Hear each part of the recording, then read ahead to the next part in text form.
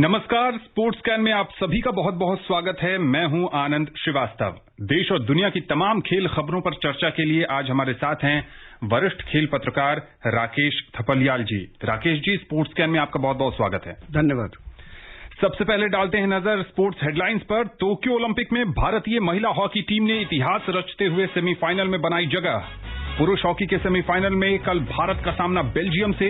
Discus throw स्पर्धा में कमलप्रीत कौर छठे स्थान पर रहीं और महिला पहलवान सोनम मलिक 62 किलोग्राम भार वर्ग में कल पेश करेंगी अपनी चुनौती।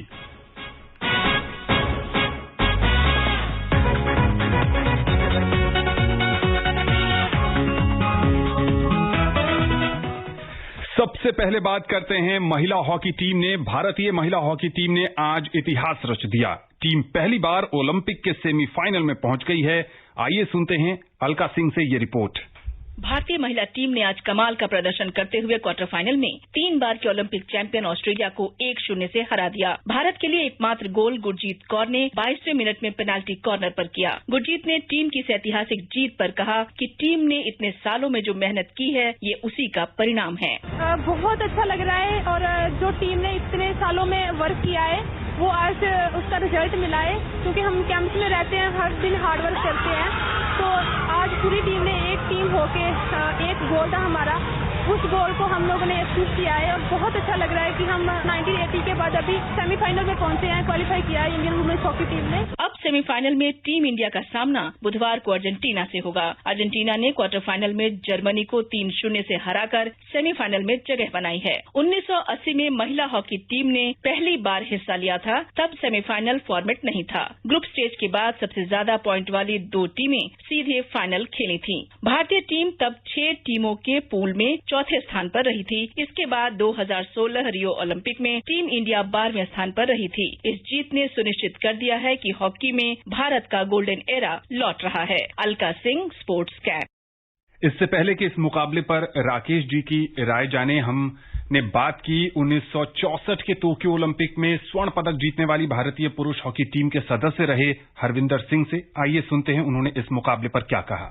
आज जो सेमीफाइनल में टीम हमारी पहुंची है, मेरे ख्याल सबसे बेस्ट परफॉर्मेंस रही है हमारी टीम की। ओलंपिक में हमारी team last time 12th number पे थी और 12वें नंबर पे पहले 4 में पहुंचना एक बहुत बड़ी उपलब्धि है, और वो भी जो ऑस्ट्रेलिया जैसी जो स्ट्रांग टीम जो फेवरेट थी मेडल जीतने के, उसको हराकर। और परफॉर्मेंस देखा जाए तो प्लेयरों की परफॉर्मेंस आज बहुत अच्छी रही है। फिजिकल फिटनेस टॉप पे थी। अप एंड डाउन जो लड़कियां जा रही थी, जब अटैक में जा रहे थे तो डिफेंस भी उनको हेल्प कर रही थी, सपोर्ट कर रही थी, और जब अपनी टीम डिफेंस पे आ रही थी तो सारे फॉरवर्ड के पीछे सपोर्ट कर रहे थे, और वो क्राउडिंग डिफेंस करके ताकि अपोनेंट को क्लियर व्यू ना मिल सके पास देने का या गोल की तरफ जाने का। तो ये सारी चीजों को उन्होंने पूरी बखूबी निभाया और यही वजह थी कि जो आज हमारी परफॉर्मेंस इतनी टॉप की गई। राकेश, सबकी नजरें टिकी थी महिला हॉकी टीम पर। कमाल का प्रदर्शन, चाहे डिफेंस में, मिडफील्ड में या फिर फॉरवर्ड लाइन में। देखिए, ये प्रदर्शन से पहले हमें जो पूल के मैचेस है ना, थोड़ा सा उसकी तरफ जाना चाहिए कि कितनी आलोचना हमारी इन लड़कियों की शुरू हो गई थी। बिल्कुल, कि वो जीत नहीं पा रही हैं, गोल करने में असमर्थ हो रही हैं, गोल रोकने में असमर्थ हो रही हैं। लेकिन जो आखिरी के 2 मैच उन्होंने सारी चीजें बदल के रख दी, और उसके बाद जब नॉकआउट मैच होता है तो मेरा हमेशा से मानना रहा है कि उसमें कोई रैंकिंग, कोई पिछला प्रदर्शन किसी भी टीम का कोई मायने नहीं रखता। उस पर्टिकुलर दिन आप कैसा खेलते हैं। ऑस्ट्रेलिया के ऊपर पूरी तरह दबाव था, क्योंकि उनके साथ बड़ा नाम जुड़ा हुआ है, बड़ी रैंकिंग जुड़ी हुई है, बड़े बड़े उनके प्रदर्शन थे। और भारतीय महिला खिलाड़ियों के पास ये था कि जो लगातार पिछली 2 जीतें उनको मिली थी, मेहनत कश जीत जो थी, उससे उनके हौसले थोड़ा सा एक कॉन्फिडेंस उनका बढ़ा था। ये मुझे लगता है कि लोग फिजिकल फिटनेस की बात कर रहे हैं, मुझे लग रहा है कि ये मानसिक मजबूती जो थी ना, उसने इस मैच में ज्यादा बड़ी भूमिका निभाई। अगर आप मानसिक रूप से कमजोर पड़ेंगे तो आपका शरीर चलेगा नहीं कभी भी। जो 2 पिछली लास्ट पूल्स की जो जीते हैं, उससे जो मानसिक मजबूती भारतीय टीम को मिली, भारतीय खिलाड़ियों को मिली, उससे उन्होंने जो इसमें बहुत ही शानदार प्रदर्शन किया। हॉकी के अंदर, महिला हॉकी में तो बहुत ही मुश्किल से हमने देखा होगा कि इतने पेनल्टी कॉर्नर्स आप एक चैंपियन टीम से बचा के ले जाएं, इतनी अच्छी आपकी डिफेंस लाइन खेल रही हो, वो भी प्रेशर के मौके पर। जबकि आप जानते हैं कि किसी और टूर्नामेंट में खेलना एक अलग बात है, ओलंपिक्स के अंदर आप बिल्कुल इतिहास रचने के करीब हो, कैसा प्रदर्शन आपने कभी नहीं किया आज तक। आप उस सेमीफाइनल में पहुंचेंगे जहां आज तक कभी हॉकी की टीम पहुंची नहीं। तो मुझे लगता है कि वो दबाव में जो प्रदर्शन किया है, वो इस टीम के खिलाड़ियों को काफी ऊपर लेके जाएगा भविष्य में भी। रानी रामपाल की कप्तानी में और शॉर्ट मराइन की भी तारीफ करनी होगी, जिस ढंग से महिलाओं के इस समूह को उन्होंने प्रशिक्षण दिया और मुश्किल हालात में जब आखिरी क्वार्टर था 15 मिनट, सबको पता था Australia team all out attack में जाएगी, हम ग्रुप में डिफेंस कर रहे थे, लेकिन कमाल का प्रदर्शन, credit goes to Sjoerd Marijne. देखिए कोच को काफी जाएगा, उसका कप्तान को भी जाता है क्योंकि कप्तान हमारी अनुभवी खिलाड़ी हैं। आप देखिए पिछले लोग बात करते हैं कि 2016 के ओलंपिक में हम 12वें नंबर पे थे, हम एक भी मैच उसमें जीत नहीं सके थे। तो उसमें से उस समय क्या था कि कोई ऐसी खिलाड़ी नहीं थी जो पिछला ओलंपिक खेलने का अनुभव रखती हो, क्योंकि ये तमाम 1980 में खेले थे, है ना। इस बार के ओलंपिक में 8-9 ऐसी खिलाड़ी थी जो पिछले ओलंपिक्स में भी खेली हुई थी। तो जो नई खिलाड़ी जो पहली बार ओलंपिक्स में गई थी, उनको काफी इस बात का संबल मिल रहा था कि और जो ये कोरोना ने इन खिलाड़ियों को एक साथ रहने के लिए, बात करने के लिए कोई नहीं होता था, आपस में इन्होंने वहां पर बातचीतें करना, जो टीम भावना जो है ना इनकी बहुत बड़ी है वहां पर।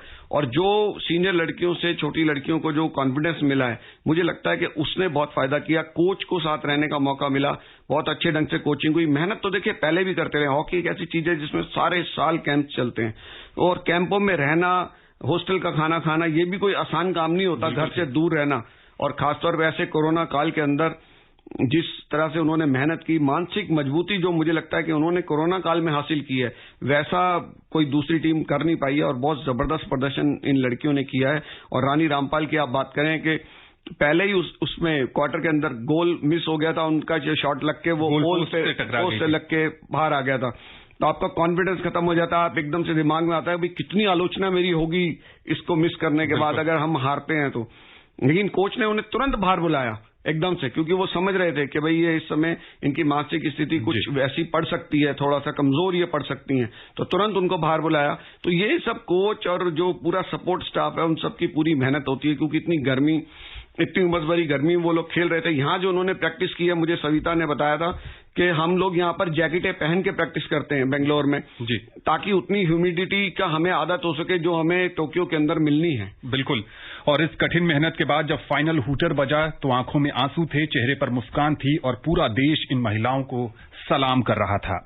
देश के प्रधानमंत्री नरेंद्र मोदी ने भी महिला हॉकी टीम के बेहतरीन प्रदर्शन के लिए उन्हें बधाई दी है। युवा मामले और खेल तथा सूचना और प्रसारण मंत्री अनुराग ठाकुर ने भारतीय हॉकी टीमों को उनके शानदार प्रदर्शन पर बधाई दी है। उन्होंने आगामी महत्वपूर्ण खेलों के लिए 135 करोड़ भारतीयों की ओर से उन्हें शुभकामनाएं दी। उन्होंने पीवी सिंधु और मीराबाई चानू को भी बधाई दी। पीवी सिंधु जी ने जो कांस्य पदक जीता, उससे पहले मीराबाई चानू जी ने जीता, लवलीना ने शानदार प्रदर्शन किया, तो उम्मीदें भारत की ओर बंधी हैं। और मुझे खुशी इस बात की है कि भारत की बेटियों ने अब तक 2 मेडल जीतकर दिखाए हैं। विधि और न्याय मंत्री किरेन रिजिजू ने भारतीय हॉकी टीमों को बधाई दी। बहुत बड़ा मूवमेंट है, ये बहुत कम होते हैं जो किसी देश का दोनों पुरुष और महिला हॉकी जैसे गेम में सेमीफाइनल पहुंचना, ये अपने आप में बहुत बड़ी बात होती है और देश के लिए बहुत ही गौरवान्वित करने वाला ये पल है। ये उम्मीद तो बहुत अच्छा है, आगे भी उम्मीद रखेंगे कि हमारा टीम अच्छा परफॉर्म करेगा। ओडिशा के मुख्यमंत्री नवीन पटनायक ने हॉकी टीम के सेमीफाइनल में पहुंचने पर बधाई दी है। उन्होंने आशा व्यक्त की कि टीम सेमीफाइनल में भी अपनी लय बनाए रखेगी। ओडिशा सरकार 2018 से पुरुष और महिला हॉकी टीम की प्रायोजक है। कुछ जोड़ना चाहते हैं राकेश जी आप? हाँ, मैं इसमें एक चीज बताना चाहता था कि भारतीय ओलंपिक संघ के अध्यक्ष डॉक्टर नरेंद्र ध्रुव बत्रा हैं, उन्होंने मुझे संदेश भेजा है कि मैं आज ओलंपिक विलेज में टीमों को बधाई देने गया था। हॉकी टीमों से मैंने मुलाकात की और हॉकी खिलाड़ियों ने उनको ये कहा है कि आप प्रधानमंत्री तक हमारा आभार जताएं कि जो जिस तरीके से तमाम लोग, पूरी सरकार हमारी मदद की और जिस तरह से लोग हमें बधाइयां दे रहे हैं, तो उन्होंने कहा कि भाई आप हमारा संदेश प्रधानमंत्री जी और तमाम सभी लोग जो हमें बधाई दे रहे हैं उन तक पहुंचाएं कि भाई हम उनका बहुत आभार जताते हैं इसके। बिल्कुल, चीयर फॉर इंडिया के माध्यम से पूरा देश भारतीय महिला हॉकी टीम के साथ है। टोक्यो में जितने भी हमारे खिलाड़ी गए हैं हम उनके साथ हैं। आप वहां खेलिए, लड़िए, डटे रहिए। आप जैसा भी प्रदर्शन करेंगे हम सबकी शुभकामनाएं आपके साथ हैं।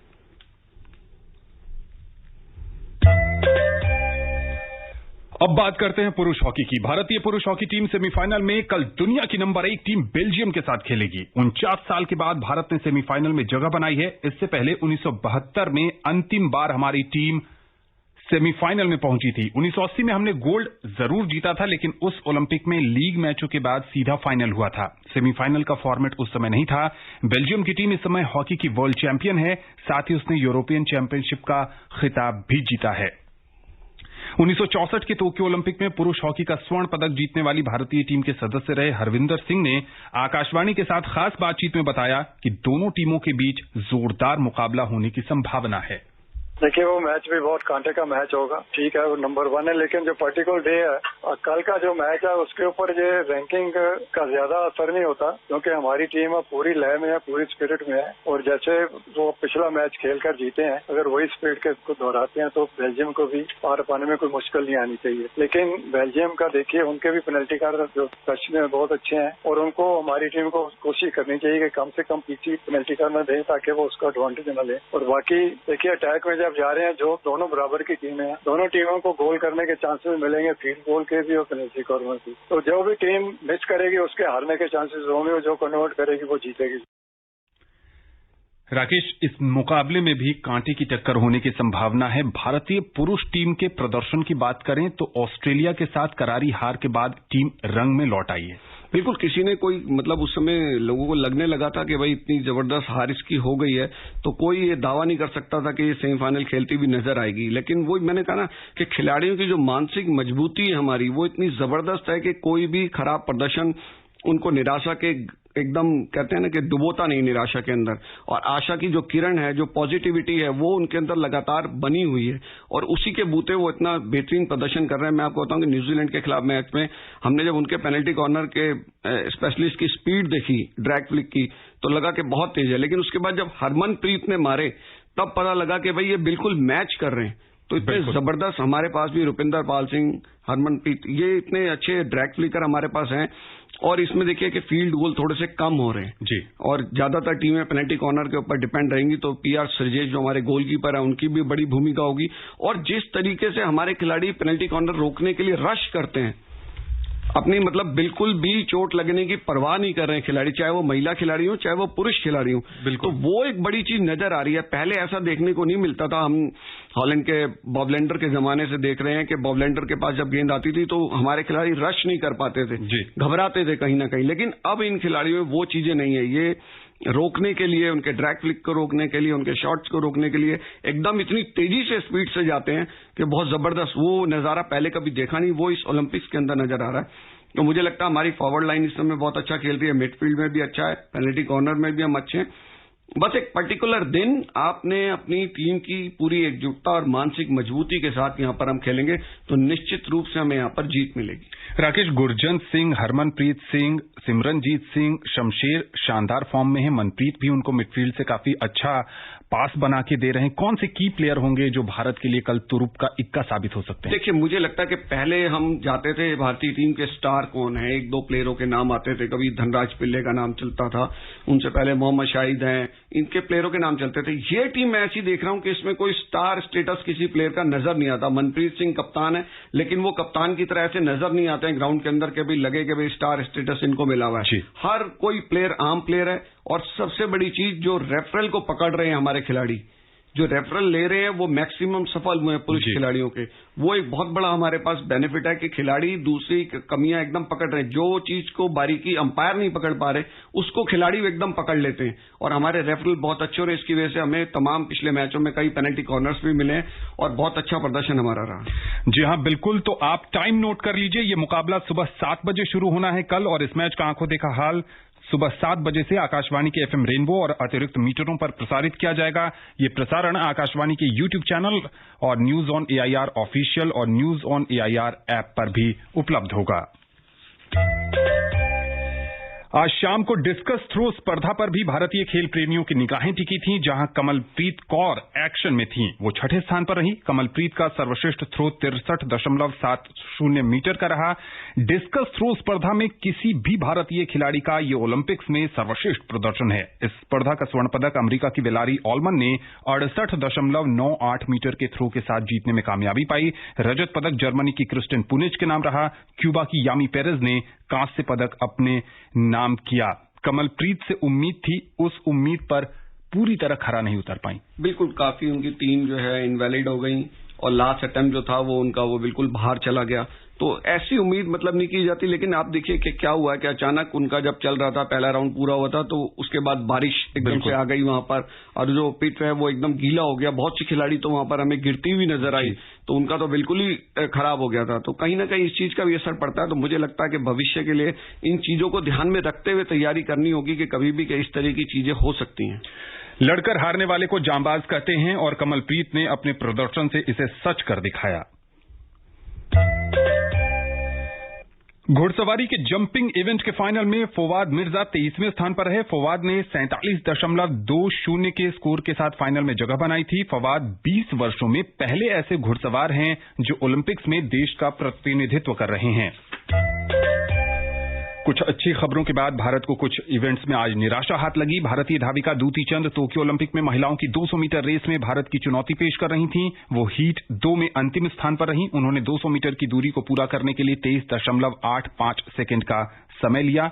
निशानेबाजी की स्पर्धा में भारत को एक बार फिर निराशा हाथ लगी है। संजीव राजपूत और ऐश्वर्य प्रताप सिंह तोमर पुरुषों की 50 मीटर 3 पोजीशन फाइनल में प्रवेश नहीं कर सके। क्वालिफिकेशन राउंड में ऐश्वर्य 21वें और संजीव 32वें स्थान पर रहे। पुरुषों की लॉन्ग जंप स्पर्धा में ग्रीस के मिल्तियादिस टोंटोगुलू ने स्वर्ण पदक अपने नाम किया। क्यूबा के जॉन मिगवेल ने रजत पदक, जबकि क्यूबा के ही माइकल मासो ने कांस्य पदक अपने नाम किया। महिलाओं की 100 मीटर बाधा दौड़ का खिताब प्यूर्तो रिको की जस्मीन केमेचो क्वीन ने अपने नाम किया। उन्होंने 12.37 सेकंड का समय निकाला। अमेरिका की केनरा हैरिसन ने 12.52 सेकंड के समय के साथ रजत पदक जीता। जमैका की मेगन टैपर 12.55 सेकंड समय के साथ तीसरे स्थान पर रहीं। पुरुषों की 3000 मीटर स्टीपल चेस का स्वर्ण पदक मोरक्को के सुफेन बक्काली ने जीतने में सफलता पाई। सुफेन ने 8 मिनट 8.90 सेकंड का समय निकाला। इथियोपिया के लमेचा गिरमा ने 8 मिनट 10.38 समय के साथ रजत पदक अपने नाम किया, जबकि केनिया के बेंजामिन कीगन ने कांस्य पदक जीतने में सफलता पाई। टोक्यो खेलों में कल से भारतीय पहलवानों का अभियान शुरू होगा। रेसलिंग में भारत को इस बार 1 से ज्यादा मेडल की उम्मीद है। बजरंग पुनिया और विनेश फोगाट से सबसे ज्यादा पदक की उम्मीद है। भारत के 7 पहलवान इस बार ओलंपिक्स में हिस्सा ले रहे हैं। कल सोनम मलिक एक्शन में होंगी। युवा भारतीय पहलवान सोनम को महिलाओं के 62 किलोग्राम ड्रॉ के चुनौतीपूर्ण निचले हिस्से में रखा गया है। सोनम का सामना मंगोलिया की एशियाई रजत पदक विजेता बोलार तुया खुरेलखूव से होगा। कैसे देखते हैं इस चुनौती को? मुक्केबाजी और निशानेबाजी के बाद पदक की सबसे ज्यादा उम्मीद जो है वो रेसलिंग से ही है। बिल्कुल रेसलिंग में है, और पिछली बार हमें एक महिला रेसलर साक्षी मलिक ने ही पदक दिलाया था। और जिस सोनम की आप बात कर रहे हैं 62 किलो में, इन्होंने लगातार ट्रायल्स में साक्षी मलिक को हराया है। और साक्षी मलिक के लिए बड़ा ये निराशाजनक रहता था। वो बार बार प्रयास करती थी और ये बार बार उन्हें हराती थी, जबकि उनका बड़ा सम्मान भी करती हैं, उनसे सीखती भी रही हैं और इतने कॉन्फिडेंस के साथ कि ओलंपिक्स में जा रही हैं। तो मुझे लगता है कि इनसे हमें बहुत बेहतरीन प्रदर्शन की उम्मीद। हमारी 4 महिला खिलाड़ी वहां पर हैं। विनेश फोगाट के लिए आपको एक अच्छी खबर बता दूं कि वो मांग कर रही थी कि फिजियो उनके साथ होना चाहिए। महिलाओं के 4 महिला खिलाड़ी वहां पर हैं। तो जो टेनिस टीम के साथ है फिजियो, उनको रोक दिया गया है क्योंकि उनके पास विलेज में रहने का सब कुछ था। एक्रीडेशन उनका, उसको एक्सटेंड कर दिया गया और वो महिला पहलवानों के साथ रहेंगे। तो निश्चित रूप से इसका महिला पहलवानों को भी फायदा मिलेगा। और विनेश फोगाट दुनिया की सर्वश्रेष्ठ पहलवानों में उनकी गिनती होती है। तो मुझे लगता है वो बेहतरीन प्रदर्शन करेंगी। लेकिन कुछ नई जो लड़कियां हमारी ये गई हैं, ये भी चौंकाने वाले प्रदर्शन आपको दे सकती हैं। पुरुषों में रवि दहिया फेवरेट। देखिए, पुरुषों में तो बजरंग पुनिया बहुत जबरदस्त पहलवान है, सबसे अनुभवी हैं। तमाम विदेशों में रह के ट्रेनिंग, जो सुविधा उन्होंने मांगी, देश के खेल प्रेमी प्रधानमंत्री मोदी जी ने उनको उपलब्ध कराई है पूरे सब पहलवानों को। तो मुझे लगता है कि रवि दहिया तो उभरते हुए पहलवान है ही, अच्छा प्रदर्शन उन्होंने किया। लेकिन बजरंग पुनिया जो सबसे अनुभवी पहलवान है पुरुष पहलवानों में, तो उनसे बड़ी उम्मीदें हैं। आकाशवाणी, दूरदर्शन और डीडी स्पोर्ट्स चैनल ओलंपिक्स 2020 के आयोजनों का व्यापक रूप से प्रसारण कर रहे हैं। ये प्रसारण आकाशवाणी और दूरदर्शन के डिजिटल प्लेटफॉर्म पर उपलब्ध हैं। डीडी स्पोर्ट्स, दूरदर्शन समाचार और डीडी इंडिया चैनल पर ओलंपिक्स से संबंधित प्रतिदिन विशेष कार्यक्रम भी प्रसारित किए जा रहे हैं। ओलंपिक के विभिन्न खेल प्रतियोगिताओं का डीडी स्पोर्ट्स पर प्रतिदिन सुबह 5 बजे से शाम 7 बजे तक सीधा प्रसारण किया जा रहा है। राकेश जी, अब समय नहीं है कि इस पर या किसी और खबर पर आपसे चर्चा की जाए। चलते चलते इंडिया वर्सेस बेल्जियम में क्या स्कोर लाइन देखते हैं आप? लेकिन मुझे लगता है कि स्कोर कम होगा क्योंकि दोनों टीमें डिफेंसिव अप्रोच के साथ खेलेंगी। स्पोर्ट्स कैन से जुड़ने के लिए और विशेषज्ञ राय साझा करने के लिए आपका बहुत बहुत शुक्रिया। धन्यवाद। कल के स्पोर्ट्स कैन कार्यक्रम में आपसे फिर मुलाकात होगी। तब तक के लिए नमस्कार।